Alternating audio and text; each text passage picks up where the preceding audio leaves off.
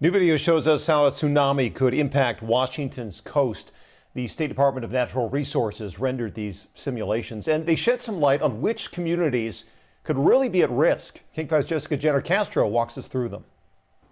The State Department of Natural Resources released several simulations today to help educate people along coastal communities about the risks of flooding. So take a look at Grays Harbor County first. And the idea is that a magnitude 9 earthquake erupts at sea along the Cascadia subduction fault zone. And then you can see those tsunami waves slamming ashore, wave after wave colliding with the coast. Ocean shores in Westport completely covered.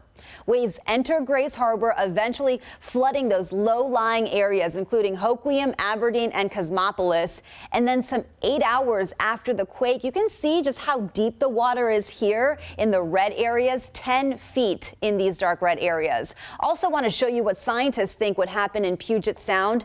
You can see that tsunami make its way down the strait, then take a turn south. When things finally quiet down about 5 hours later, there is a moderate amount of flooding in the south end near the entrance of Hood Canal and the Everett area. Important to note that in both examples, waves come and go over several hours. In the event of a real emergency, it is important to get to safer ground or even on top of a higher building in the affected areas. Back to you.